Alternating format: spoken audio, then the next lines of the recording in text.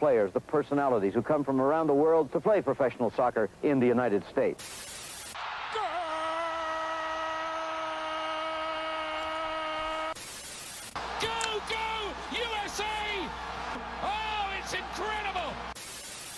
In a world where some call it football, football, or soccer, they dare to call it foosball. One thinks New York is blue, the other thinks New York is red. Soccer in America from a German perspective. Let them put some sauerkraut on your hot dog and join them for the Schnitzel Boys USA Hour.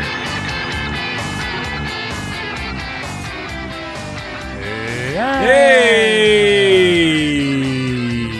Yay! Yay! Yay! Yay!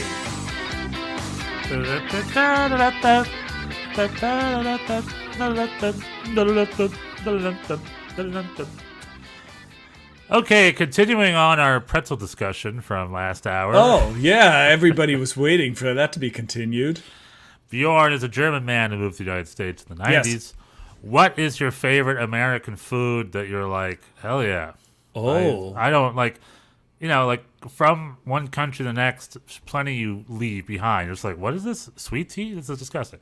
But then there's plenty where it's like, ooh, this is good. I like this. What is your favorite? If you could bring back one American food item to Germany properly, what would it be?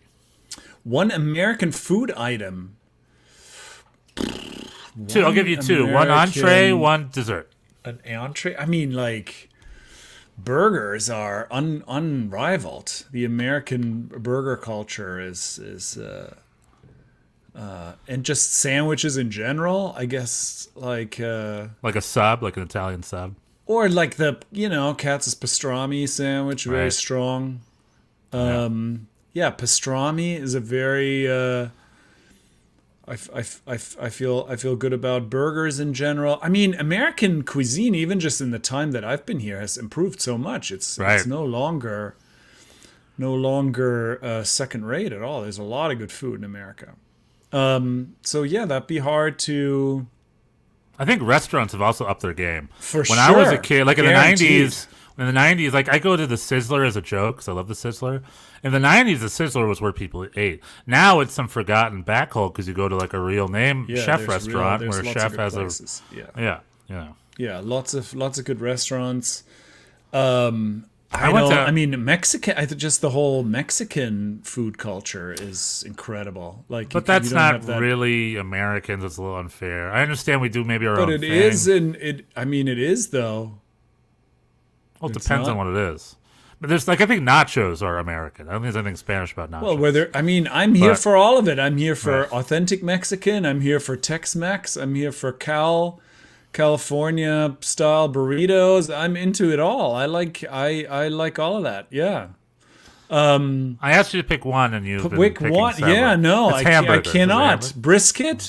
Barbecue brisket, pulled pork, American style barbecue pulled pork. Perhaps. Is that the one? So that's the one. I would, if I had to, either that or pastrami. All right, I'll take it. What about a dessert item?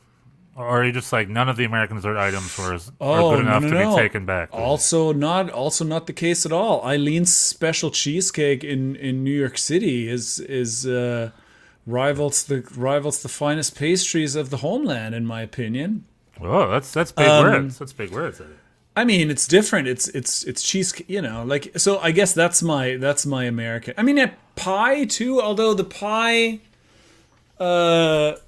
German fruit cakes or fruit tarts can compete, or like Germans make a good shortcake with some fruit in it. That's pretty amazing. I would consider pie. The German, so there's pies you can find a suitable substitute, but the cheese, I don't know. There's nothing like. I mean, in Germany they have cheesecake too, but it's like that's not the same. Yeah, I think with fruit torta, for me, they're superior to an American pie. To be honest, I just prefer the fruit torta. The fruits taste better because they're less processed. Kind of, they're in this gelatin. The gelatin, but like an Erdbeer torta or Himbeer torta, like the fruit, they taste good, but they're not like overly sweet. they're just delicious and tart. And then I don't That's know. that used to be very dramatically true, but as I would say, like as the American cuisine has improved, that's also that you can find pies in New York that are not. Oh, excuse me. You dying? That are or not what? overly sweet. I just needed some water after all this talk about foods. Yeah. I went to Outback Steakhouse on Saturday. Got myself a big old ribeye, and it did not disappoint. Outback Steakhouse? I know. All right. I'm always on the hunt for a budget steak, and so there is. We talked about this before, but one of our listeners goes to the steakhouse a lot, 2 hours north of me, and they have a big steak challenge, and you get a free T-shirt. And I think I'm Okay. going to do that at some point. All right. I'll keep you posted, everybody. I'll keep everybody posted. Yeah, I like a steak, but they make good steaks in Germany. That's not really that's not a huge problem. It's kind of compare. That's surprising to hear though, because Germany in general is not a steak culture. Well, we had. I mean, I guess this is all imported. You know, it's like Right. there was an Argentinian steak chain. I mean, I think it was a German company, but they were priding themselves in their Argentinian grass-fed steaks, and they were a chain restaurant, so they were nothing super special. But that's where we went frequently when I was Growing a up? kid. Yeah. Oh, so and, it's like their own version of Outback Steak. yeah, exactly. okay, got it. And it was solid. They had the baked potato with sour cream. That was a thing that you ate there. That was not something that my parents would make. That's not an Argentinian thing though. I They guess borrowed that's that. true. Yeah, right. No, it's I've like been- Real Argentinian steakhouse is excellent, but you're just getting the steak. They don't really have a lot of right. sides. Yeah, for it. I recently went to Buenos Aires, the place in the East Village. It's excellent Argentinian steak. Yeah, I very rarely do I miss. You know, it's German dairy products. That's the only. Right. That's the one thing that is not really replicated here. But other than that, I think lots of American food I like. The whole Thanksgiving thing. I'm very fond of the Thanksgiving meal that we do here once a year. I really enjoy that. Yeah, lots of things. I like lots of American food. As a German American, I grew up eating a German American Thanksgiving. So my Thanksgiving meal was always turkey, but then it was also Kartoffeln and Rotkohl. I mean, that's Okay. German. There was no Kartoffeln and Rotkohl in the Native American Pilgrim first Thanksgiving. Real right. Thanksgiving foods like yams, Yeah, like sweet stuffing potatoes, and corn yeah. and sweet potatoes. The stuffing is right. that's a very specific thing that I really Marshmallow pudding or marshmallow pie, all this stuff. Most of that stuff I never ate growing up, and to this day it's fine, but it's sort of outside of it. For me, it was turkey, it was rotkohl, it was potatoes, and then that's my weird. And then you know what's funny? For Thanksgiving one year, I went to Quebec City, Oh, okay. and Quebec City is Canadian. Their Thanksgiving's in October, but on Thanksgiving Day they had this restaurant that had a Thanksgiving special meal that I ordered, and the meal was turkey, mashed potatoes, and red cabbage and gravy. I was like, dang, that's exactly what I always eat. Not bad. I didn't even know that was a thing people did. I didn't know they mix and match that, Quiz, Bjorn. Uh-huh. What famous American Christmas movie features a regular meal of red cabbage? Ooh, Home Alone. The narrator in the movie is like, oh, my mother's red cabbage is a specialty. She makes red cabbage every year. It's like the only place American media I've ever seen referred to red cabbage. It's a Wonderful Life. No, it's not Home Alone. It's not It's a Wonderful Life. Die Hard. No, not Die Hard, although that's a good bet because a bunch of Germans are in it. Clue. And it's Clue. a Christmas movie. Yeah, it's a Christmas movie. Clue, the famous scene as a kid gets his tongue stuck to the pole. What? Dumb and Dumber? Not Dumb and Dumber, but that also happened in that movie. No, I actually visited, I know this isn't going to help you at all, I actually visited the filming location of the house, and it's like a museum now of the movie. Oh. In Cleveland, Ohio, if that helps. Midwest. No, I don't have it. The movie is called A Christmas Story. Oh. Have you ever seen it? I don't think I've ever seen that. No. Oh, it's a classic. Every year, TBS plays it 24/7 straight. All right. 24/7 hours straight. There's a scene that they're a Midwestern couple from the 60s or the 50s, but the mother makes fresh wokol for dinner. Well, good for her. I have never seen it. Yeah. Anyway, for these at home, check it out. That house is a museum in Cleveland, Ohio. I have visited it. Amazing. I loved it. It was a great museum. But anywho, speaking of Cleveland, Ohio, Yes. there's no MLS team in Cleveland, Ohio, but there almost was once. A little MLS history for you. Cleveland, Ohio announced an MLS team once upon a time. Did you know that? I did not. Owned by one Drew Carey, of course. Drew He is Mr. Carey. Cleveland. Yes. I think this was announced with Real Salt Lake, I want to say, but then that canceled, and then Chivas took over. But Cleveland was announced by the league as being like the next expansion franchise once upon a time. When was this? This would have been the early aughts, 03, 04, 05-ish, something like that. But that never came to fruition. It canceled, obviously, and Cleveland never got an MLS team. But Columbus has an MLS team. Yeah, and they're playing Monterey on Wednesday. Yeah, there was a great Monterey game this past week. Going back to what I said at the last hour, I'm a little bit more into the midweek games right now in this time of our lives. Because, MLS is fine. They're a fourth of the... I just realized they're a fourth of the way in. I guess I didn't realize that's how far we're into it.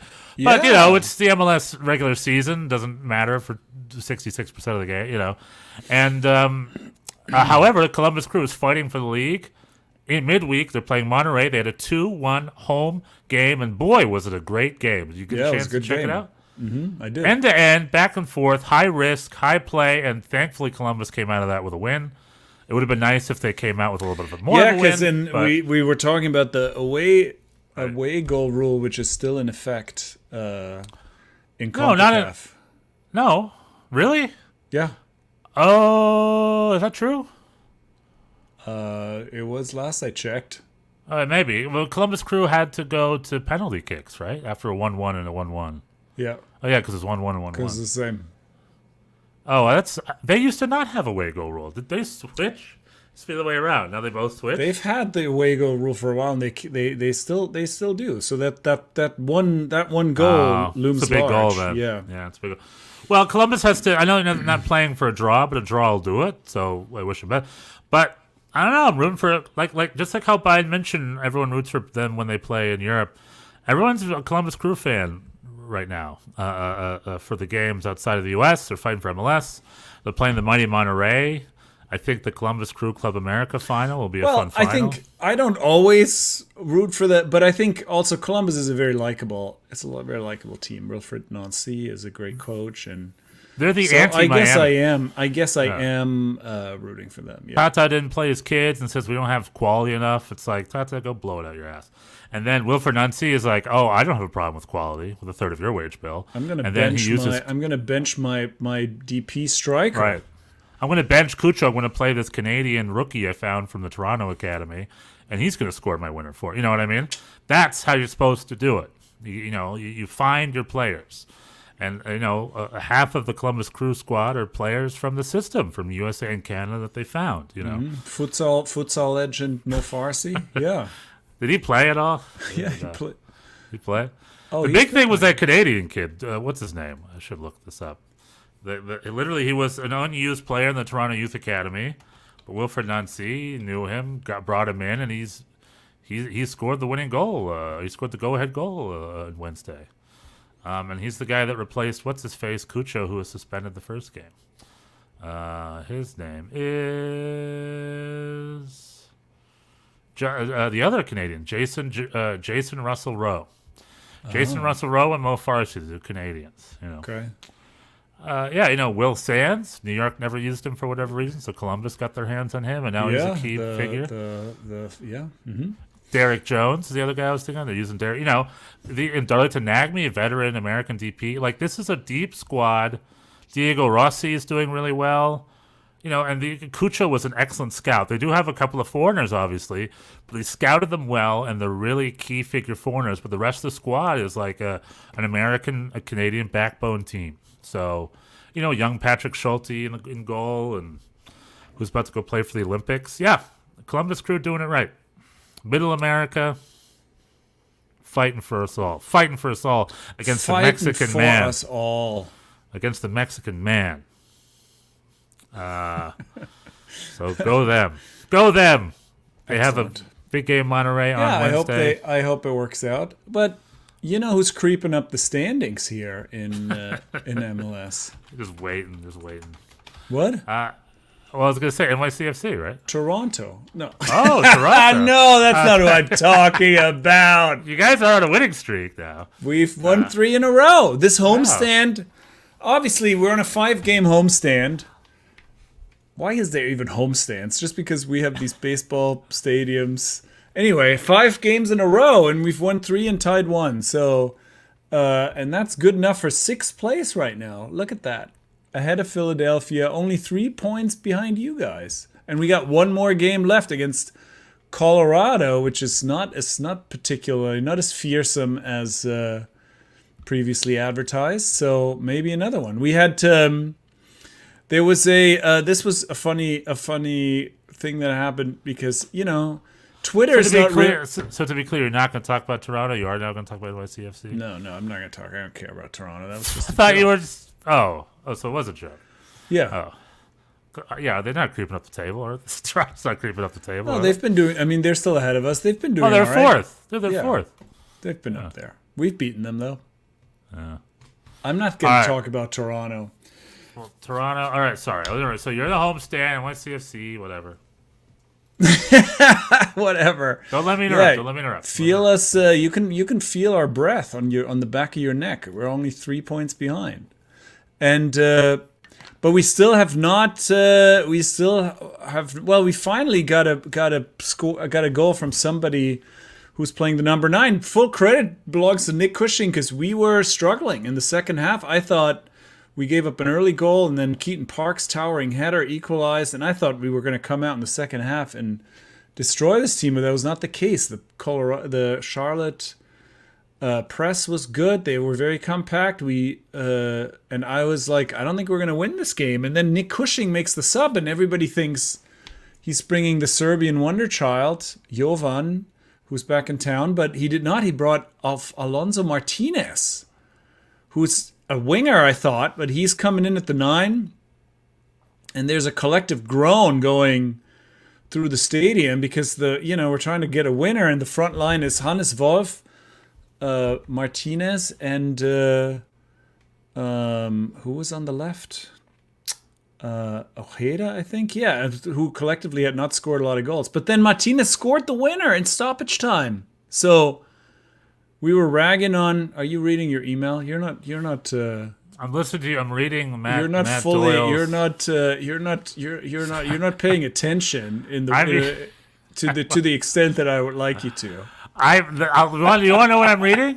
You know what I'm reading? I'm reading Matt Doyle's analysis of NYCFC right now. Oh yeah, So I'm listening to you and lining it up with what Matt Doyle said. I read that already. I think he's thinking the kids are getting better. Julian Fernandez has been good.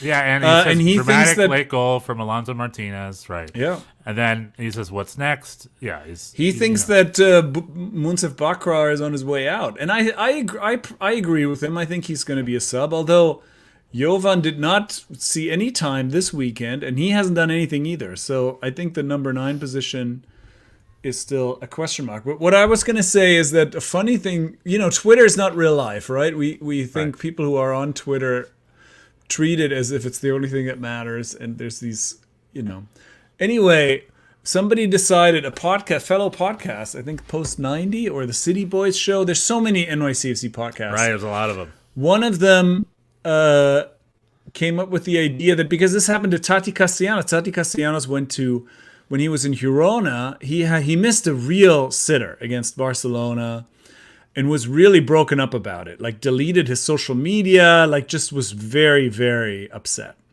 And then this? Tati Castellanos in Girona. And then the fans, to lift him up, gave him a standing ovation in the 9th minute of the next game. To lift up his spirits, and that meant a lot to him. And he then scored. Yeah, in Girona. Then he scored 4 against Real Madrid, and the rest is history. Now, the City Boys show suggested we should do the same for Munsef Bakrar, who also is struggling and has a case of the yips. He cannot hit the broadside of a barn currently. And so this was talked about on Twitter, but then when the ninth minute came around, it didn't really happen. It was really only two people. Yeah.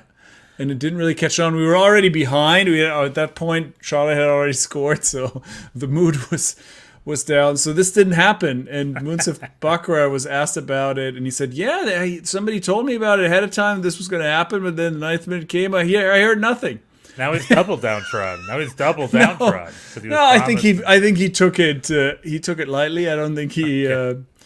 But he is really snake bitten. He scored one goal that was called off for offside. He hit the post and then it bounced off he gets himself into good spots, but he just cannot finish. So if we ever get a 9 that can actually score, who knows what this team is capable of? Santi Rodriguez has become the number 10 we've always hoped he could be. No, things are looking pretty good. And Nick Cushing, he took a lot of grief, but he gets credit for that sub. I didn't see it. I was like, why is he bringing that guy? But he scored. So that's it. Good for him. He's a genius. Some days he's a genius. I've always said so. Well, what you just said about if we get a capable number 9 who can score, who knows what happens. How many MLS clubs or soccer teams in the world do you think that applies to? Fair. I mean, it's a big, especially in this league where the margins are so small. That makes a big difference whether you can put it in DC United, they have Benteke and not much else, right? And that's keeping them afloat. Seattle, Raul Ruidiaz, Father Time has basically caught up with, and now they're back there. Yeah, that's a big thing. Sporting Kansas City is struggling. Yeah, we'll take Benteke in a heartbeat. Where Matt Doyle's analysis of us is the same as my analysis of us. How about that? It's over the summertime. I'd love a new number 9, but that's about it. Everyone else is pretty on point. But the whole we need a number 9, and that's just such a cheap analysis, to be honest. Everybody needs a number 9. I guess there's some. LAFC doesn't need a number 9. They've got 2 number 9s, like you said. The DC United doesn't need a number 9, so some do have number 9s. Right. I mean, we have a small handful. We have 2 that are supposedly good, but they just haven't. And we've been through this. I mean, there was a. In theory, we have 3 or 4 of them too. But if they're not scoring goals, then we need another one. I don't know. I mean, Tati Castellanos went through a phase like this in 2021, like where he in the summer, like June, July of 2021, he could not hit anything. He went through like an 8-game streak without scoring, and he ended up winning the Golden Boot. Like these things can turn. Usually, I mean, that's the thing about XG. Usually these things do revert, but apparently currently Munsif Bakrar is underperforming his XG more than any player since they started keeping these kinds of stats. So in the history of the modern game, sure. Well, I mean, XG hasn't been. I mean, how many years have we been keeping XG records for this league? Not that many. So it's not like the entire history of the game, but the last few years. Yeah. But he gets into good spots. I don't know. Maybe it'll turn. We'll see. I wonder if that's an off-field thing.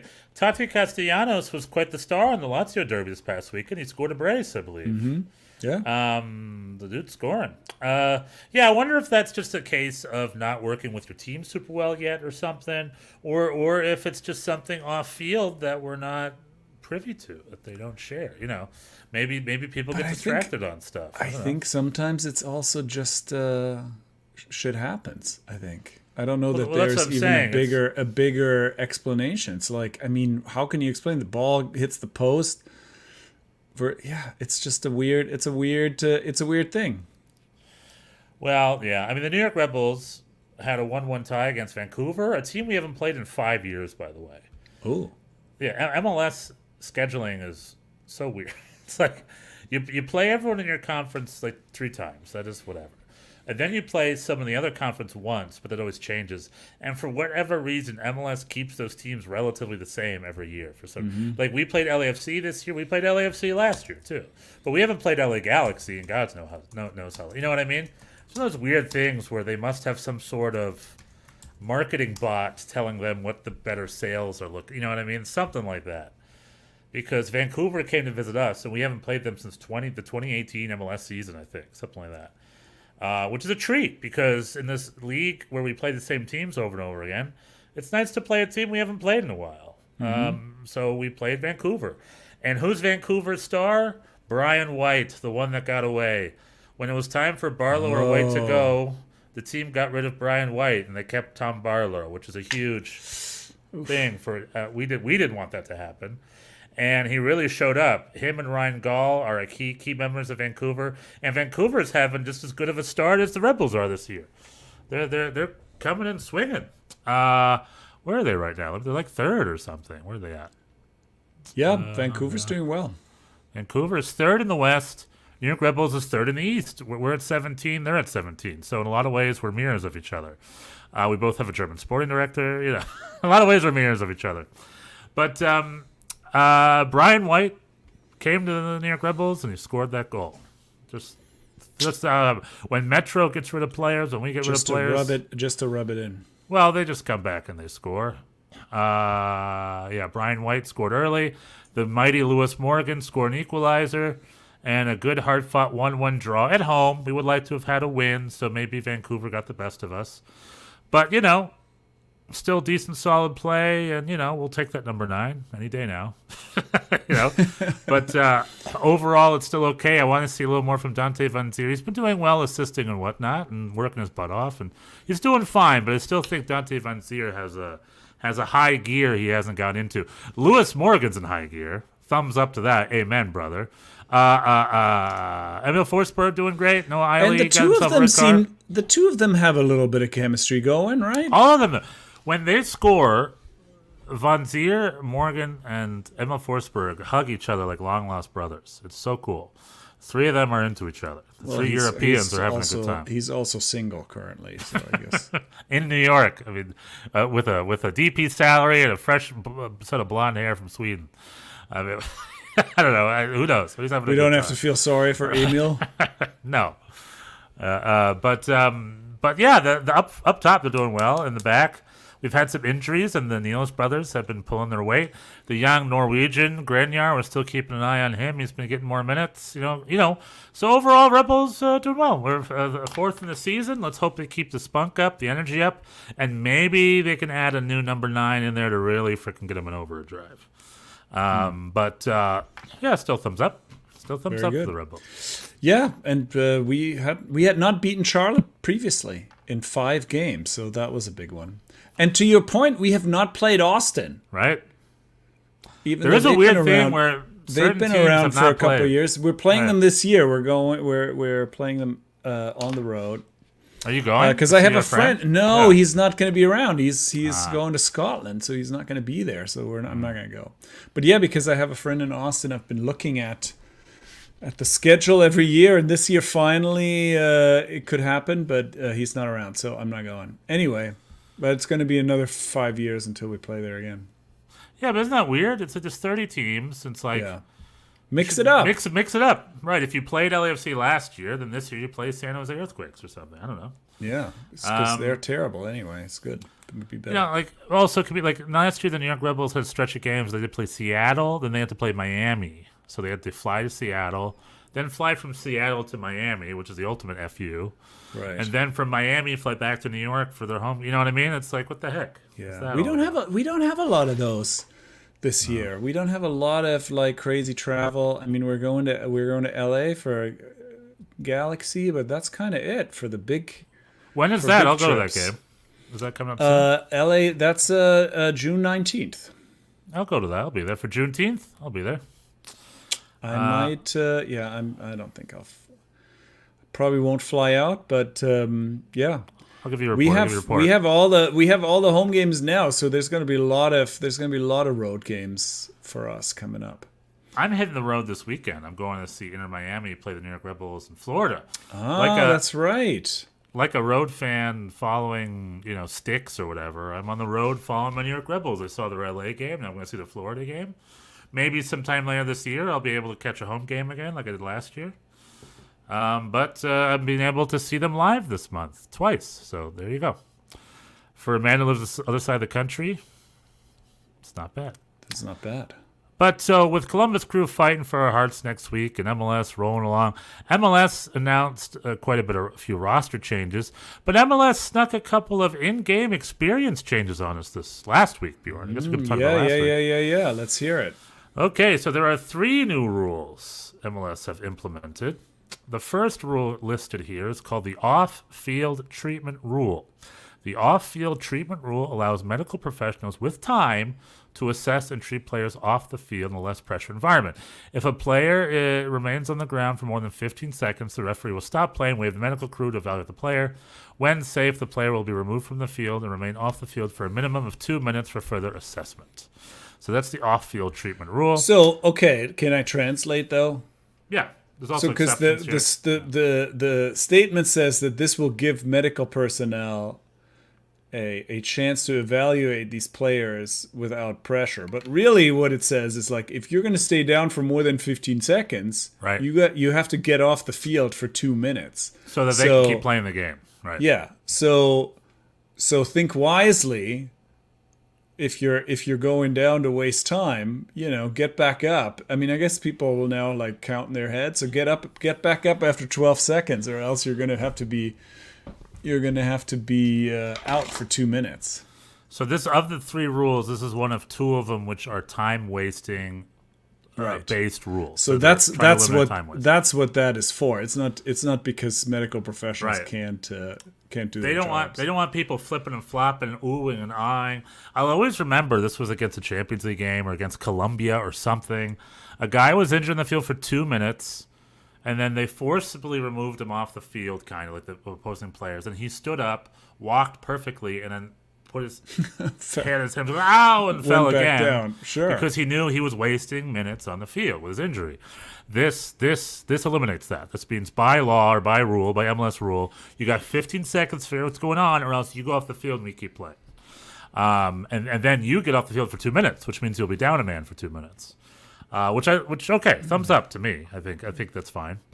I'm curious what kind of side effects, like you said, that'll have. If that means people now start counting to 15 and boop, boop, boop, we'll see what that means. That's fine. The second rule, also related to time wasting, is called the timed substitution rule, maximizing effective match time. The timed substitution rule requires that a substituted player exit the field within 10 seconds. That's the old slow walk across the field, right? While the team captain on the other side pushes them a little bit. Failure to exit from any point of the field within 10 seconds will cause the incoming player to have to wait for 60 seconds before entering the game at the next stoppage. Right, so same kind of thing. And now also, and this sort of piggybacks onto the other rule change, I don't actually remember when that happened, that you now can leave the field in any direction. Right. You no longer have to, because that used to be a thing where people... Right, they'd walk who knew that, they would make their way to the opposite side of the field when they knew they were going to be substituted, just so that it would take them longer. So that's not a thing anymore. You can now go off anywhere, and you have to do it within 10 seconds. Yeah, all right. I'm down. This reminds me, a little bit sidetrack here, but back in my young Brazil high schooler days, there was this famous Brazilian national championship. I want to say it was Corinthians versus Sao Paulo. And a guy got a red card on the 88th minute. It was Luizão even, maybe, who was on the 2002 team. Well, they were leading, and it was the final. But it was at the 88th minute. He got a red card. He was supposed to leave. But all he did was run around the field and just clap at the fans and stuff. And then he took his shirt off and started spinning his shirt around and running around in circles. And the refs and the other teams were like, get off the field. But he refused to get off the field. He just took his red card. And no matter how many times they push him off the field, he just dodge them and just go running back in the crowd again and be like, yeah. And the ref, after 90th minute, it's like, well, they just called it. They're like, well, there's nothing we can do about that. It's just they called it. And then Corinthians won the national title in the Sao Paulo Championship, whatever the game was. I just always remember the players just blatantly ignoring the rules for that day. And it's Brazil, and it's just it's the final. Whatever. There's really nothing much for us to do. It's actually supposed to leave the field. So anyway, I just love a moment in Brazilian football. Anywho, and then the third rule, this is not related to time wasting. This is related to VAR, a little bit of clarity. This is right out of American football. It's in-stadium VAR announcements. VAR decisions will be explained and announced by the referee to fans in stadium and broadcast viewers at home. So what that means, and the reason this the reason I'm bringing this up, or why this came in my mind, is because I witnessed this live at the LAFC game last weekend. I was there. Right. A referee, and I didn't even realize what was happening at the time. Afterwards, I'm like, oh yeah, I guess I did see that. Holy crap! It didn't even occur to me that was a new rule. Is that when the referee goes to the screen for VAR and they make the decision, just like at a football, in American football, they then go on the field and on their speaker dealie, on their microphone, they announce their decision to the audience. They say, after VAR review, there was a pull on number 9, penalty, or something. They'll just say out loud what the decision is. And then they say it out loud for everyone, which I love, by the way, because before it's been like, what are they announcing? What's he looking at? It's just, it gets rid of all the ambiguity. It's like, this is what we saw. This is the decision we made. We're sticking to it, and then everybody can hear exactly what they said. Yeah. And those are the 3 new rules that have been implemented starting last weekend. What do you think?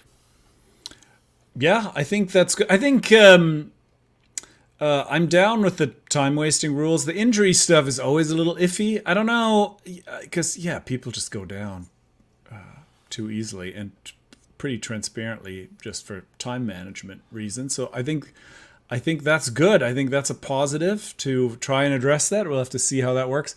The VAR announcements, I don't know. It's like, is that going to really, is that going to make a difference? I mean, most of the time what the decision is, even if they're not saying it out loud. But and we had a couple of tight VAR. I mean, they ultimately ended up confirming the on-field decision, so there was no announcement made. But I don't know. I'll have to see that in action. I guess the thing that bothers me about it is like in football they do this, in American football, and it's usually pretty clear cut there. I feel like there's less subjectivity in those rules in general. That's true. In soccer, there's always a gray area. It's never.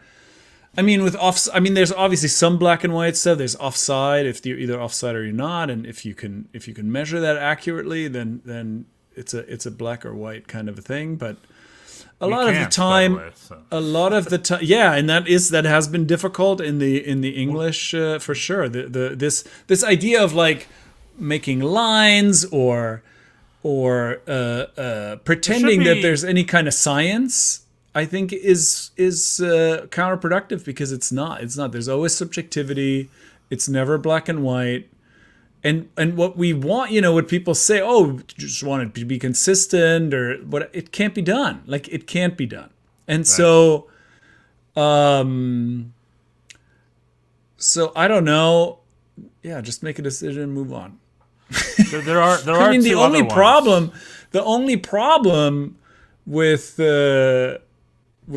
decisions being wrong is if you have TV and you can kind of show replays and see, the referee was wrong. In like youth games, you never, there's always controversy, but you don't have replays. So it's like, maybe he was right, maybe he wasn't. I thought he may have been wrong, but you're not really, The problem, unless there's like real bias, it's only important that the referee makes a decision and then you just move on. So, I don't think it's not perfect, but I do like the fact that he is making an out loud announcement, because it eliminates the whole thing of like, what did he see? What's he calling? Even if it's wrong, he's allowed to say the decision he made and what he saw, and I think that eases the ambiguity, and I like that already. Right. I do feel there are ways to make offside a little more perfect. I'm just like, can an AI program? We have the semi-automated offside. Well, that's catching on, perhaps. I mean, I feel we're not at the end of the offside development. Probably not. I mean, there's certainly technology that could be employed. I don't know. Call me crazy. You're crazy. I'm always crazy. I would be fine if everyone sat down and made an agreement that there is a little bit of a 3-inch grace period, and it's not necessary. So, like right now they have computers analyzing the elbows off an inch. I'm fine adding a 3 or 4-inch grace period.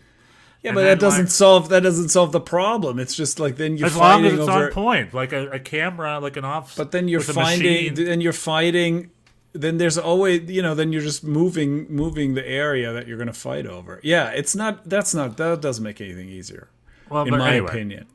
But Yeah.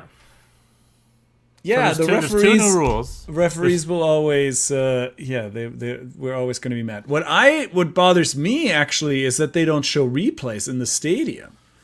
Because Yeah. I guess they think we're gonna riot or whatever. Oh, do they? I think they've shown. I think it depends. I think It's very show replays at inconsistent. LAFC games. They so- did not this weekend. We had two on each end. Actually, we had the Munsif Bakra goal was called off for offside, and the same on the other end. Capetti or whatever his name is, the number 9 of Charlotte had scored, and Matty Fries. By the way, our goalie Matty Fries. He's been great. He does make mistakes, but he gets very lucky in that they're not punished because he whiffed on a corner kick against DC United. And this, again, he had a bad whiff on a cross in. He came out and just completely missed the ball entirely, and it went in the goal, but it was called back for offside. So those two, I would have liked to see a replay in the stadium, but they didn't show us one in either case. There was, in the case of the Charlotte goal, the Bakrar goal, was the check didn't take very long. In the case of the Capetti goal, it took quite a while. And also when Keaton Park scored, there was a long check for that one. And then they don't show us a replay. I don't know. I would like to see Yeah, it. they should show. I mean, at LAFC games, we see all the replays, I think. I could be wrong. So maybe it depends on the stadium or whatever. Maybe NYCFC, maybe the Yankees charge you $50 a replay or something. You have to. There's so you a have to lot pick of and choose. replay, especially, I mean, both Yankee stadiums, especially Citi Field. Citi Field now has a gigantic screen. Jumbotron. Yeah, a megatron. I don't know even what. Maybe they have to it. pay for the electricity. They It's can afford it or enormous. something. No, and they show a lot of things. They show the entire game on there, and so it's not an electricity thing. It's some kind of a policy thing. Now they show us a new thing this year is that they show you stoppage time. They didn't used to do that either. The clock would stop at 90 minutes. Yeah, I was going to say. And then you would there's have two to new you would rules. have to kind of set your own watch to see how much is left. That's no longer the case. So this These replay are- thing they need to change too. Right. So there's been 5 rules this year. 2 at the beginning of the season and 3 in the middle of the season. The 2 rules at the beginning of the season are the stoppage time clock in the stadium, which I Yeah. love, by the way. And why not? I mean, Right. It used to just be like it's over, you guess, or it's weird. Just that now everybody knows how much stoppage time is. It's nice. And then the other one is called this what is it called? It's called the return to play equity is what's called. Opposing players who simultaneously incur head injuries requiring off-field treatment. If they're both cleared to play, they have to wait until they're both clear and they have to return at the same time. So a very weird, specific little rule that I don't really care too much about. But that's the 5th rule of the 5 MLS new in-stadium rules this year. The 2, the in-stadium thing, return to play equity from the beginning of the year, and the other 3 we just talked about, the 2 time-wasting ones and the VAR calls are implemented starting last week. MLS in development. I mean, there's like Things are last week happening. new rules. This summer we got new rules. They're just like this season will be in development as things we are move happening. forward. We're Yeah. trying out stuff. We're trying out stuff. Trying out some Yeah. stuff. I mean, We're next working- week could we're be like workshopping. new rule. Next We're week's like 2 more rules. workshopping some stuff. Next week's like, you know what? 2 more new rules. In their defense, all these rules have been workshopped in MLS Next Pro first. Yeah. Before they implement into the big league. But what I will say is if these rules work, like the spirit of the rules are correct. Now, granted, it could just lead to them screwing with these new rules, but like if the spirit of the rules do well, then these rules can make their way to the Prem and to the Bundesliga. Maybe even where it needs to be down south in Mexico. Maybe even CONCACAF, which would be a blessing. Oh, if CONCACAF were to commit to these rules. But yeah, there you go. Those are the new MLS rules implemented. Amazing. Amazing. I say thumbs up on most if not all of it. Thumbs up. Thumbs up because I'm down with playing and not down with time wasting. Yeah, try to think if there's we have our Columbus crew coming this week. We got watch MLS the- coming. Watch the CONCACAF Champions League. We're playing Colorado at home. The end of the homestand. Back to Citi Field we go. Homestand. What's your away game after that? What a good question. I think we're going to Toronto? Hold on. Who are we playing next? I can tell you what the... Oh yeah, we're obviously at Miami, and we're hosting New England our next 2 games. Yeah, we're going to Toronto, then to Philly, then we play you guys, Citi Field, 5/18. That'll be fun. Then That'll we're be going fun. to New England, San Jose at home, Columbus, LA, Nashville, the biggest trip. We do not have a lot of travel. LA and Austin are the biggest. That's a good thing. And then, of course, we also have Leagues Cup in the middle of all that and all that. Oh, that's right. The beloved Leagues Cup. Well, we have Leagues next Cup. week. It's not this week. Next week we have NYCFC 2's open run continues, playing the Colorado Springs Switchbacks at Belson Stadium. whatever their name is. Yeah, we're And playing then, them. also, a quick shout out. Our next 2 teams are New England and Miami for Rebel. They played each other over the weekend to a record crowd at Gillette Stadium. It was on the local news. The Messi effects continue. I love seeing I love it when local news gets on. That means it's a big deal to me. Yeah. Like CBS2 Boston had a report on YouTube. It was in my little algorithm. All these kids loving to see Messi. The Messi show, the Messi effect continues. It's just the roving. He can go to any. He packed Chicago. He packed Kansas City. He packed Boston. What can't he pack? What can't he pack? You know what I'm saying? All right. You can pack it. He can pack it. If you build it, he will pack it. If you build it, he will pack it. The great Kevin Costner, Lionel Messi movie. All right, buy our bucket hats. Send us emails. Tell your friends. We're Bucket Central hats. Come on now. Boys. Come on now. All right, we'll see you next week. Tschüss. Tschüss.